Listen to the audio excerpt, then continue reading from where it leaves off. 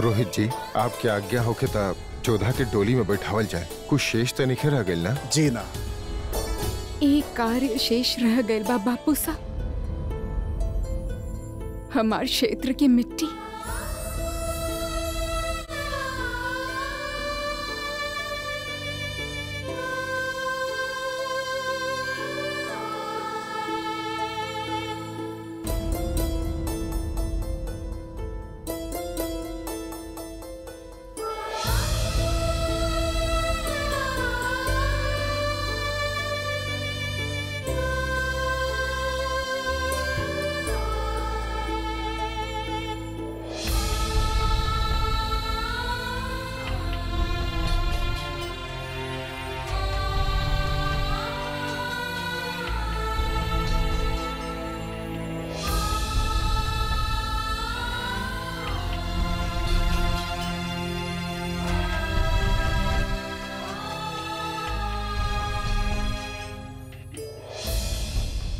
अगर ऐतराज ना होके तो हम भी अपना साथे कुछ ले जाए के चाह।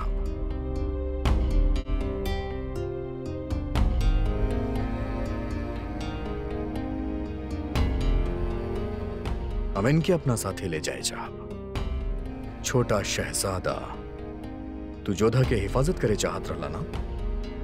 करबा अपन परिवार के हिफाजत।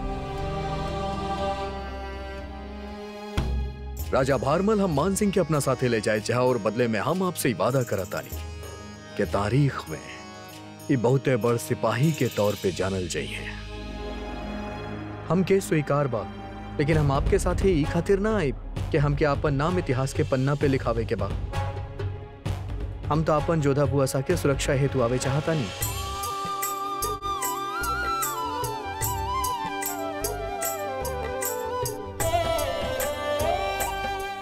शहनशाह, हम जानता नहीं कि आप मान सिंह के पूरा तरह से ध्यान रखब। हम चाहता नहीं कि उनकर पिता भगवंत दास भी उनकर साथे जाए। अगर इनके कोनो एतराज नहीं खे तो हमके भी कोनो एतराज नहीं खे।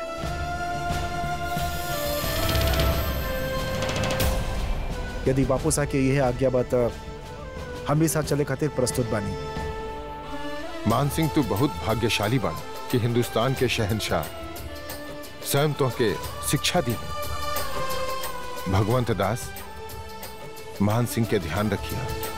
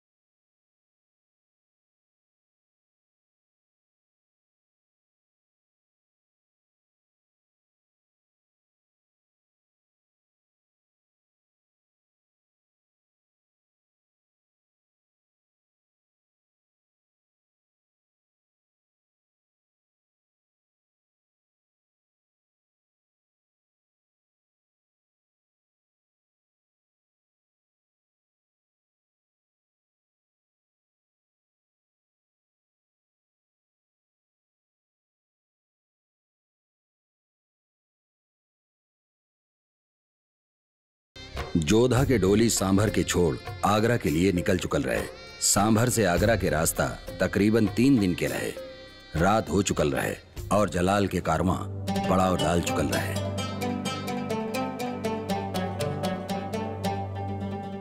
शहनशाह, कुछ अर्ज कल चाहता नहीं।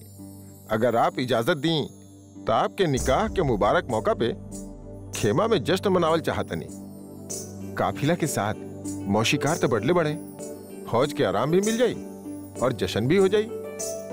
बेगम जोधा कहाँ बाड़ी? हम सुन ले बानी कि हमार बेगम जोधा के गला बड़ा सुरीला बा। उनके ही पैगाम भेजल जाए कि भले ही हमार निकाह के जश्न आगरा जाके मनाइल जाई, पर आज ही मुबारक मौका पे एगो शहंशाह अपन बेगम के मीठा आवाज सुने चाहता। मेवाड़ के आंतरिक राजनैतिक परिस्थिति अजीब होत रहे। राणा उदय सिंह अपना ज्येष्ठ पुत्र कुंवर प्रताप के अपन उत्तराधिकारी दे नहीं खे पावत रहले और राणा प्रताप चित्तौड़ के बाहर पहाड़ और कुंभड़गढ़ में रह के भी मुगलन के खिलाफ अपना देशभक्ति के अलग जगाए रहले। कुंवर प्रताप के जय होके एक बंदी के पेश कल चाहता नहीं।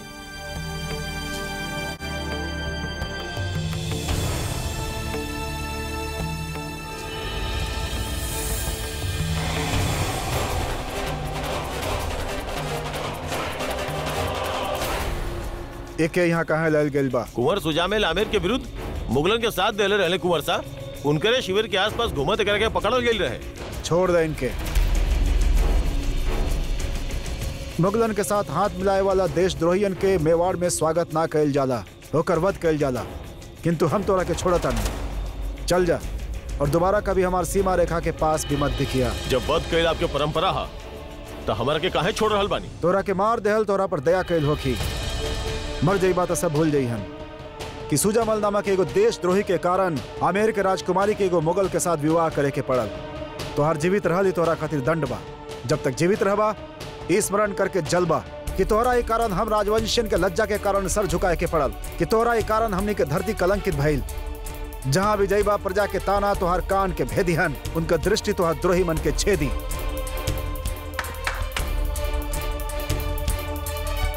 ये देशद्रोही के यहाँ कदम पड़े से स्थान अपवित्र हो चुकल बा।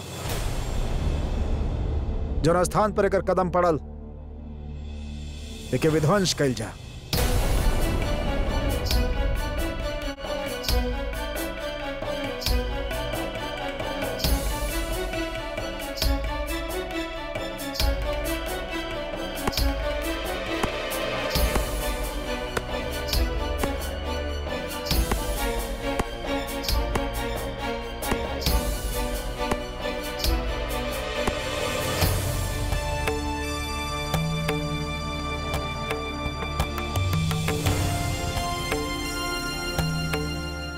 स्थान के देखा सुजामल,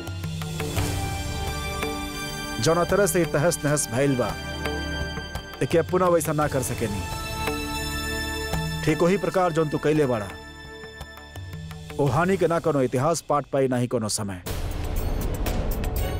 आमिर के जीवन पुनः वैसा ही हो जाए।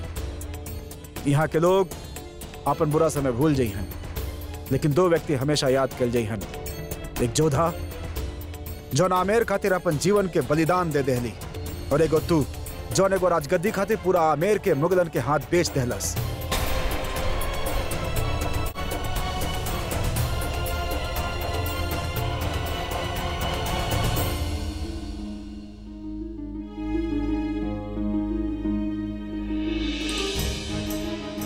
पहला बार ऐसन भइल बा कि शहनशाह के केहू इंतजार करवा रहल बा। हाँ, और वो हो निकाह के पहला रात पर।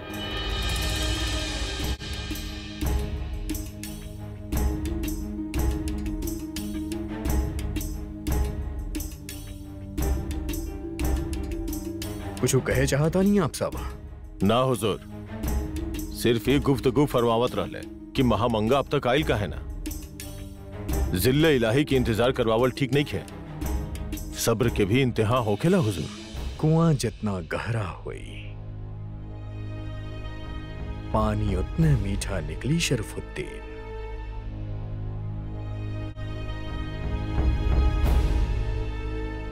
तू ये बात अच्छा तरह से जानेला।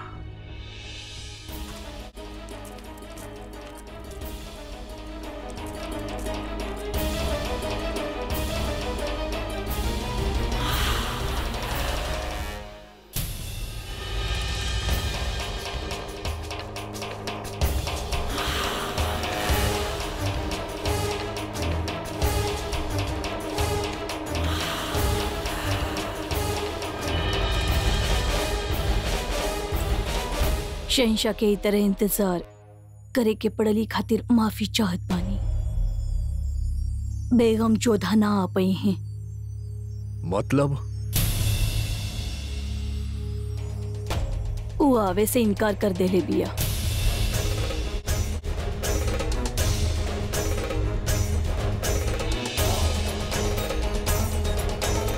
पहले इंतजार फिर इनकार। कहाँ बारी हूँ? अपना खेमा में। आपन खेमा? जी, बेगम जोधा के फरमाइश रह की अनकर खेमा अलग से लगावल जाए।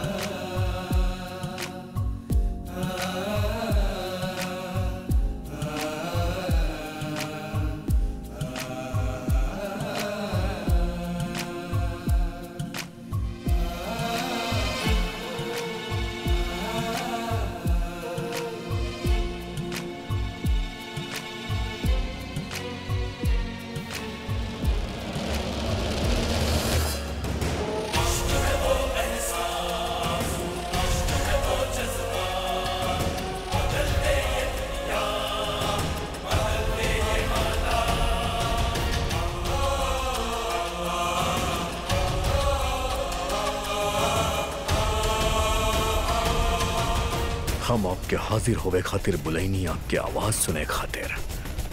आप ना आई नहीं। आप जाने ली ना हम आपके शौहर बानी, फिर हमार कहे पे आपके आवे के चाहत रहे।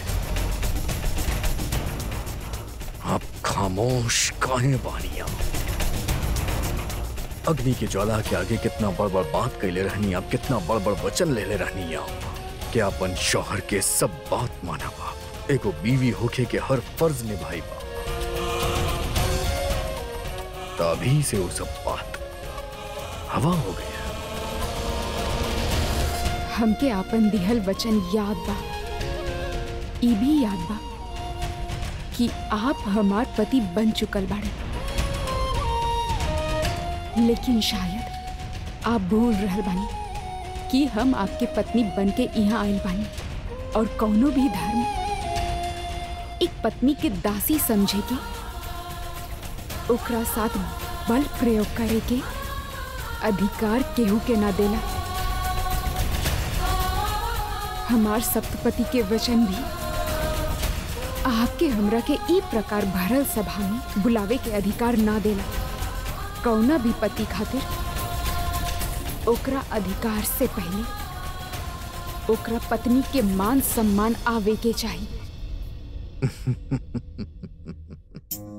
बहुत खूब। हम यहाँ आपके पास आयल रहनी अपन शिकायत लेके, और आप तो हमरा के मुजरिम साबित कर देनी।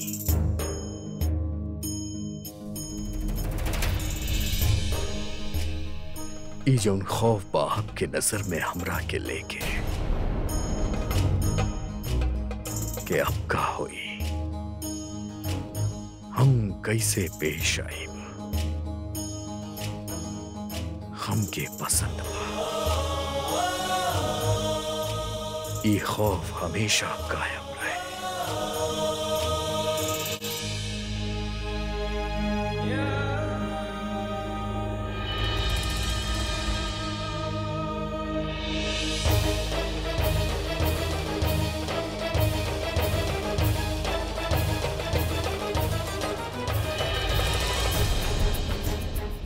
अगली बार अपन हिफाजत खातिर आपके कोनो खंजर के जरूरत नहीं है, कहे कि हमरा होत बहिल आपके कोनो भी बात के खौफ ना होके के चाहिए। आपके हर किस्म के खतरा से बचावे खातिर हम यहाँ मौजूद बानी, पर हमसे आपके बचावे खातिर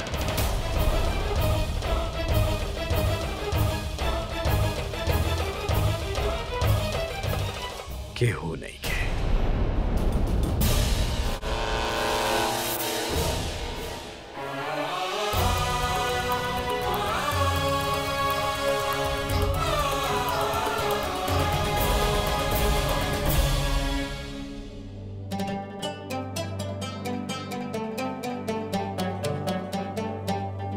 या खुदा, शहनशाह के हाथ पे जख्म लगा था। जोधा बेगम शहनशाह पे हमला के लिए बाड़ी, पर शहनशाह बदला में कुछ भी ना कैले। ऊपर से हंसत जा रहल बाड़े। कई बार तो शहनशाह के हरकत समझ से बाहर होकेला। हर बेटी के एक न एक दिन अपना ससुराल जाए के ही पड़ेला। यह परंपरा बा। एक कक्ष के देखा मासा, सब कुछ वैसन के वैसने बा, बस प्राण ना बा एकरा में। जोधा के बिना सब कुछ कितना सुना, कितना निर्जीव बा मासा। ये सोच के मन घबरा जाले। हमारे बच्चे वहां मुगलन के पास अकेली बिया। अकेली कहाँ बिया मैनावती? ओकर कान्हा जी ओकरा साथ बाड़े। हम तो यह कहे आइल रहली कि कान्हा जी के दूसर मूर्ति विधिवत स्थापित हो गई बा। कान्हा जी के मूर्ति तो दूसरा हो गई बा मासा। हम दूसरा जोधा कहाँ से लाई? आपका काबलू सुरीला भजन कहाँ से ले आई मासा? कहाँ से ले आई?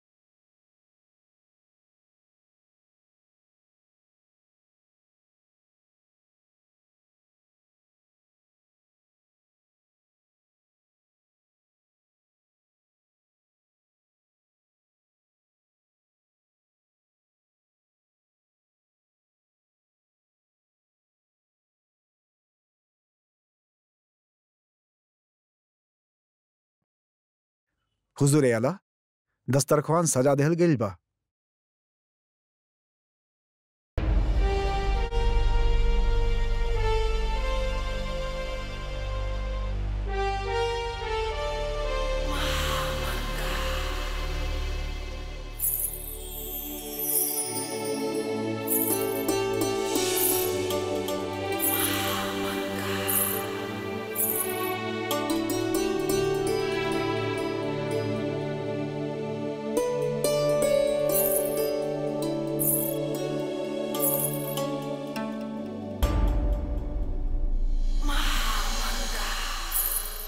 बेगम जोधा आपके शहंशाह के पास बैठे के होगी।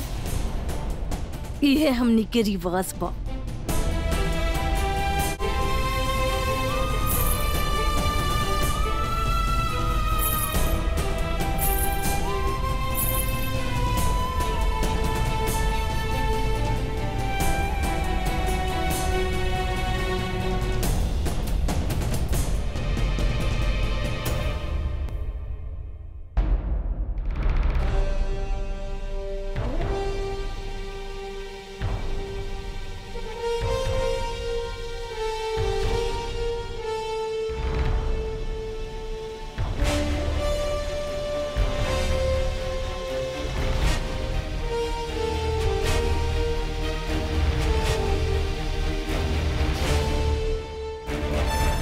शहंशाह,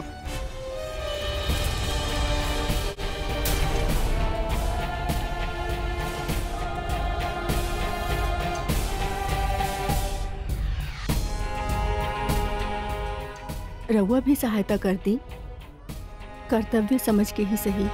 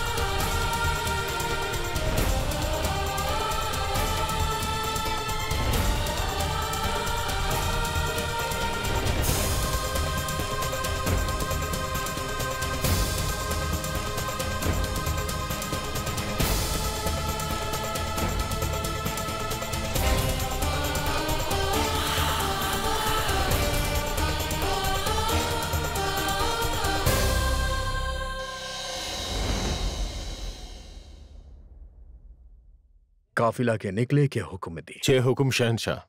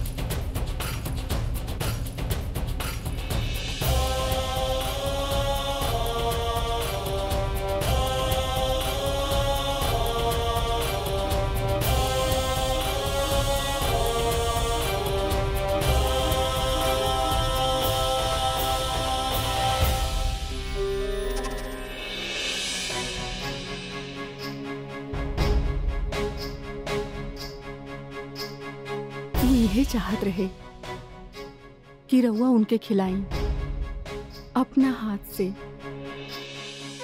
यही खातिर वो रउआ साथे छल गईले। ये कैसे हो सकेला? हमने के शहंशाह कौनो हिंदू से निकाह कैसे कर सकेले? और वो भी उनके रीति रिवाज से। बादशाह जे भी करे उनकर मर्जी। वैसे भी कोनो कानून बादशाह से बढ़ के तना होखेला ना। अरे मियाँ, अब के में हिम्मत बा जे बादशाह से सवाल कर सके। बिल्कुल, हमनी के तो बस जश्न मनावे के चाहिए बादशाह के निकाह के। सुभान अल्लाह, इता निहायती अच्छा काम कैले बा जलाल। ई राजा से वफादार और केहू ना होखेला।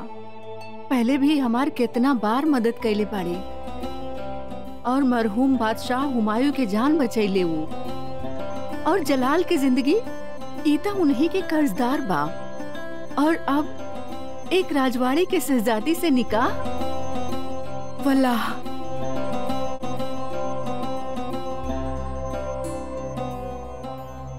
खुदा हमरा पे बहुत मेहरबान बाड़े। शेर शाह सूरी जब हमला करके हमरा से सब कुछ छीन लेले रहे, तब अमरकोट के राजा बीर साल हमके पनाह दिले, दोस्ती निभैले। और ता और जलाल भी वही पैदा भइल। बहुत सुंदर बालक बा हमीदा बहन। एक हिंदू के घर में जन्मल मुगल बालक बाई। देखी है, एक दिन यह बालक हिंदू और मुगल के एक होखे के कारण बनी।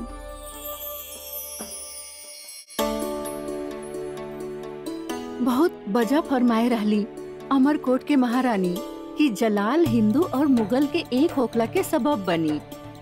हरम के सारा हिंदू दासियन के बुलावल जाए। हम जोधा के इस्तकबाल की खातिर कुछ तैयारी करब। जी मल्लिकाए आलम। मल्लिकाए बेगम, शहंशाह एक हिंदू शहजादी से निकाह कर ले।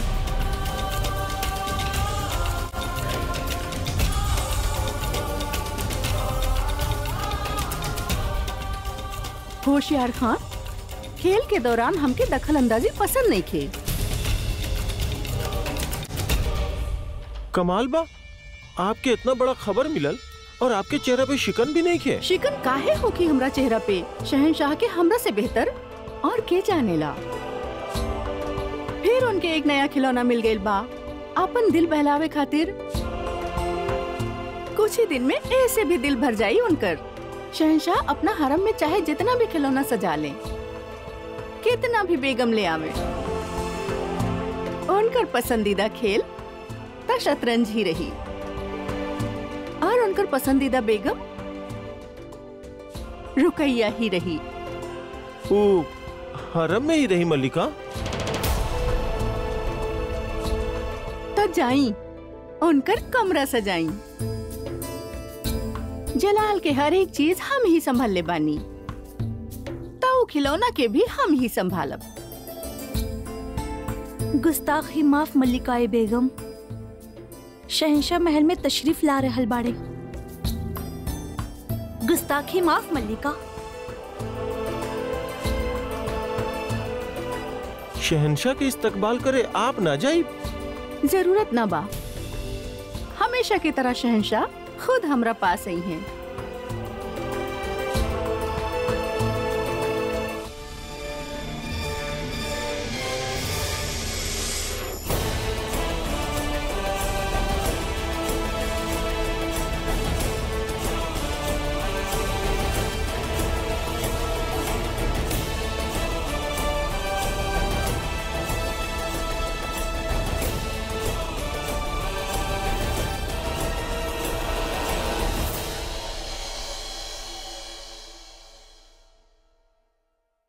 बेगम जोधा, इनके सलाम करी। ई बाड़ी मल्लिकाए आजम, शहंशाह के वालिदा बानी।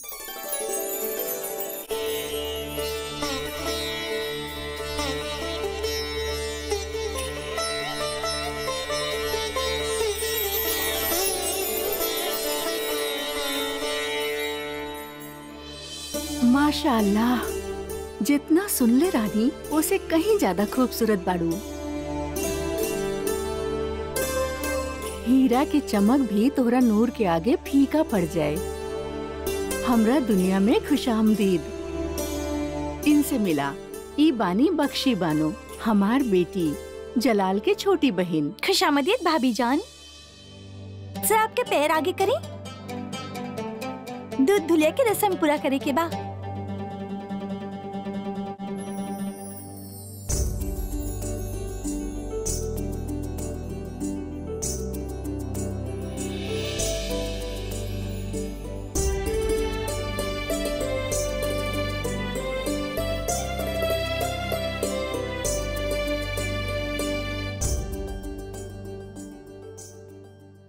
संहार संहार पगधारो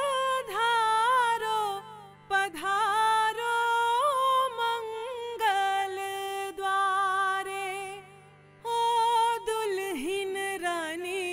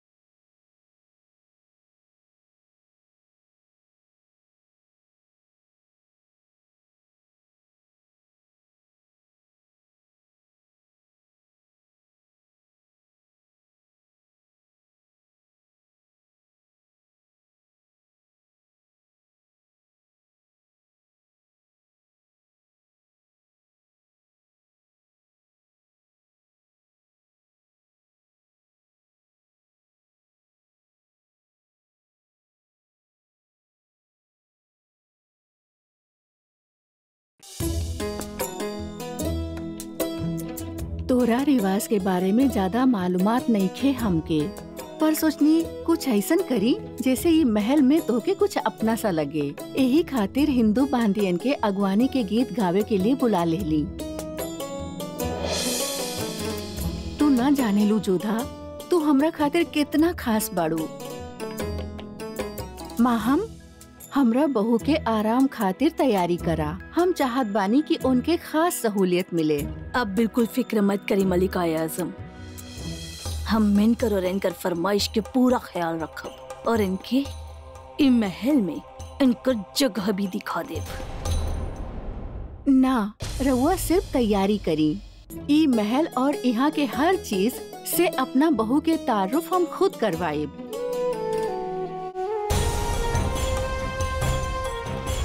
अब तरह और गुमान झूठी। अब तरह एगो हिंदू रानी के सलाम करत नजर आई है।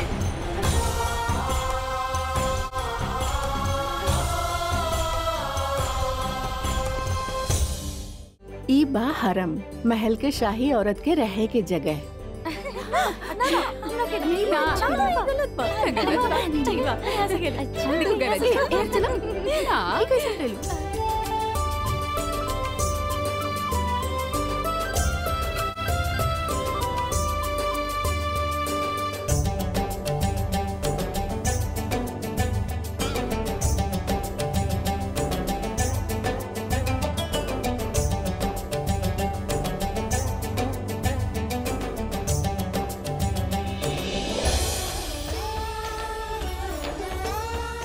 आप गलत चाल चल ले बानी ना, पकड़ गई नी भाभी। आदाब बेगम साहिबा। ताई बानी नहीं बेगम। शहंशाह के नया बेगम के शान में पान हासिल बा, पान तली। धन्यवाद, हम पान ना खाएले। तब बता दी बेगम साहिबा, अब का शौक फरमावे नी। जोधा बेगम अब इहे हरम में रही हैं। आहिस्ता आहिस्ता इनका शौक जान जाई है रउआ लोग। फिलहाल इनके आराम करे दी।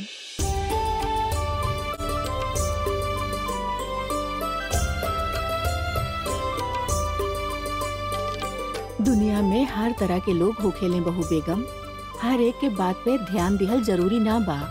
कुछ एक के ता नजर अंदाज कर दिहल ही बेहतर बा। तू जाने चाहत बाड़ू ना कि ई सब के बा। कुछ ता जलाल के बेगम बाड़ी और कुछ बांदी लोग। बाकी सब वो औरत बानी जे जलाल के नजर भइल बाड़ी या उनकरे रियासत के जलाल जितले बाड़े। बाकी हरम के हिफाजत के लिए बानी। हरम के हिफाजत के लिए भी गैर मर्द के आवल मना बा। यहाँ जितना भी औरत बानी उनकर इज्जत और उनकर जरूरत के हर तरह से पूरा करेला जलाल, अपन फर्ज निभावेला। पर हमके लागेला तू ओके पसंद ना करेलू और तू ही निकाह से दिल से राजी ना बाड़ू। बतावा कि तू ये निकाह खातिर रजामंद काहे न रहलू? जेकरा में दया ना होखे, हृदय ना होखे, उसे ब्याह करे खातिर केहू तैयार हो कैसे सकेला? केहू और ये बात कैले होखत तो हमके बुरा लागत, पर हम खुश बानी ये देख के कि ना तू सिर्फ अपना दिल के बात कहलू हा, बाकी जलाल की खोवल दिल के बारे में भी सोच ले बाड़ू। तू सिर्फ ई ना देखलू कि जलाल के पास का कुछ बा, तू ई देखलू कि ओकरा पास का ना बा।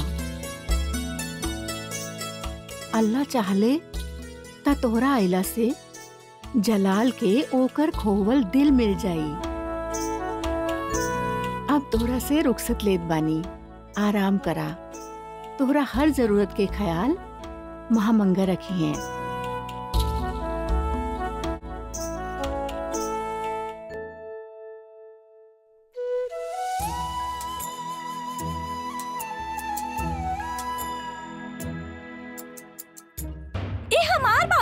ना हमार बा, रुकैया बेगम हमके दिले बानी। बेगम के तिमारदारी हम करी और शाही शरारत तोहरा हक में होके। लावा हमके दो, हमार भाई। ना हमार भाई। सुनी, ये लोग इतना झगड़ रहल बानी, रउआ लोग इनका रोकत काहे नहीं खे? हुक्म नहीं खे हमनी के, और तू भी इस जुर्रत कभी मत करी हा, काहे कि ये हरम में होके वाला सारा फैसला केवल रुकैया बेगम के हाथ में बा, और उनके बिल्कुल ही पसंद नहीं खे कि केहू भी उनका हक में दखल दे। रुकैया बेगम? जी हाँ, रुकैया बेगम शहंशाह के सबसे खास और पसंदीदा बेगम।